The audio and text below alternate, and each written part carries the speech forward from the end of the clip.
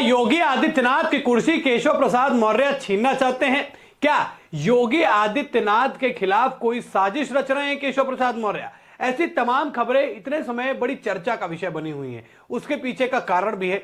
जहां एक तरफ योगी आदित्यनाथ के बारे में यह कहा जा रहा था कि वो उत्तर प्रदेश के अगली बार मुख्यमंत्री नहीं होंगे, उनको दिल्ली बुला लिया जाएगा या फिर कोई अन्य जिम्मेदारी दे दी जाएगी, लेकिन अमित शाह के एक बयान के बाद यह सब कुछ क्लियर हो गया कि योगी आदित्यनाथ ही 2027 में उत्तर प्रदेश के अंदर बतौर मुख्यमंत्री के चेहरे के तौर पर भाजपा के लिए अपना काम करेंगे, चुनाव लड़ेंगे। लेकिन केशव प्रसाद मौर्य के साथ में योगी आदित्यनाथ की क्या खटपट चल रही है? क्या योगी आदित्यनाथ की लॉबी अलग है? क्या केशव प्रसाद मौर्य की लॉबी अलग है? क्योंकि 2017 में जब भाजपा ने सरकार बनाई तो उतने समय प्रदेश अध्यक्ष थे केशव प्रसाद मौर्य, और केशव प्रसाद मौर्य को यह भी लग रहा था कि उनकी अध्यक्षता में बीजेपी ने वापसी करी है लंबे समय बाद, तो मुख्यमंत्री भी उनको बनाया जाएगा। लेकिन योगी आदित्यनाथ को उत्तर प्रदेश का मुख्यमंत्री बना दिया जाता है। अब वहीं से यह माना जाने लगा कि केशव प्रसाद मौर्य योगी आदित्यनाथ को पसंद नहीं करते। समाजवादी पार्टी ने उत्तर प्रदेश के उप मुख्यमंत्री डिप्टी सीएम केशव प्रसाद मौर्य को इसके लिए बहुत बार टारगेट भी किया। एक तस्वीर भी वायरल होती हुई दिखाई देती है जिसमें केशव प्रसाद मौर्य को सबसे किनारे बैठाए हुए थे। उस फोटो को लेकर काफी बहस चली, सदन में अखिलेश यादव ने काफी टोंट मारे। अब कुछ ऐसे काम फिर से होना शुरू हो गए हैं जो कहीं ना कहीं यह दिखा रहा है कि केशव प्रसाद मौर्य की लॉबी क्या अलग है।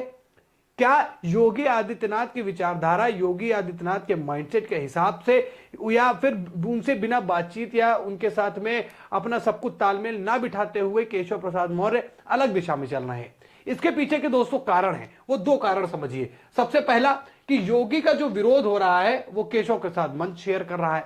तस्वीर मैं आपको दिखाता हूं, ये वो तस्वीर है, ये नंद किशोर गुर्जर है, ये वो तस्वीर है, ये नंद किशोर गुर्जर है जो कि केशव प्रसाद मौर्य के साथ में बैठे हुए हैं।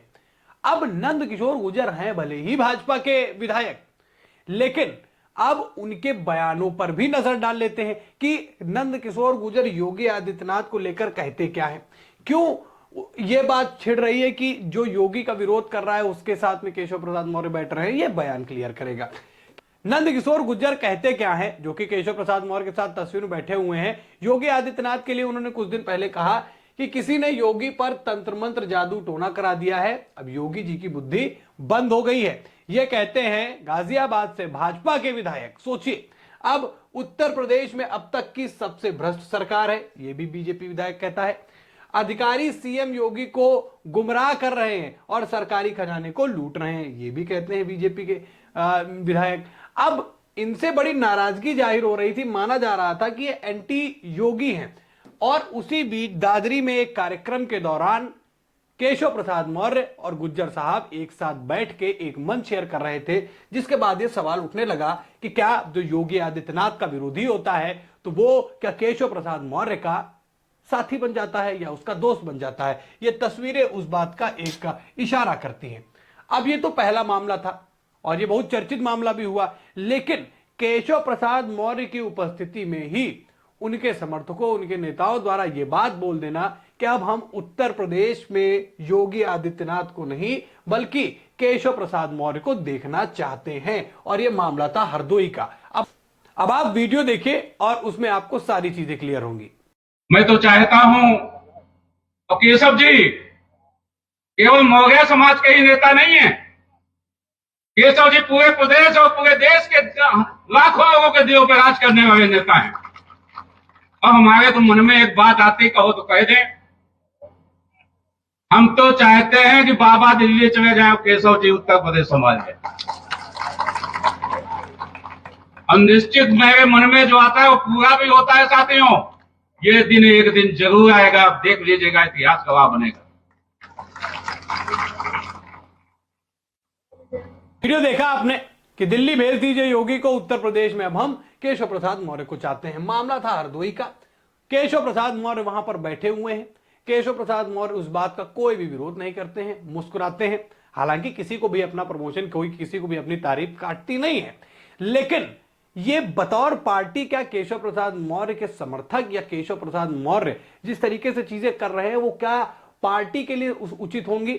इसीलिए सवाल होता है कि क्या जिस कुर्सी के लिए केशव प्रसाद मौर्य ने 2017 में भरपूर प्रयास किया, माना भी जा रहा था कि उत्तर प्रदेश में केशव प्रसाद मौर्य को कुर्सी मिल जाएगी, लेकिन कुर्सी मिली योगी आदित्यनाथ को, तो क्या उसी कुर्सी की खुन्नस है या फिर यह कहा जा सकता है कि योगी आदित्यनाथ और केशव प्रसाद मौर्य में आपस में वो पटरी नहीं खाती है जो अन्य नेताओं के साथ में केशव प्रसाद मौर्य की खाती होगी और योगी आदित्यनाथ की खाती है। खैर, ये तो सूत्र कहते हैं, कई राजनीतिक पंडित कहते हैं, पर अब जहां ये सवाल उठने लगा था कि क्या उत्तर प्रदेश के अंदर योगी आदित्यनाथ की जगह किसी अन्य को मौका मिलेगा, क्योंकि एक तो बीजेपी की जो विचारधारा यह थी कि इस बार उत्तर प्रदेश को दलित सीएम दे दिया जाए या फिर सामान्य से हटके उसे ओबीसी को दे दिया जाए, तो यह चर्चा चल रही थी।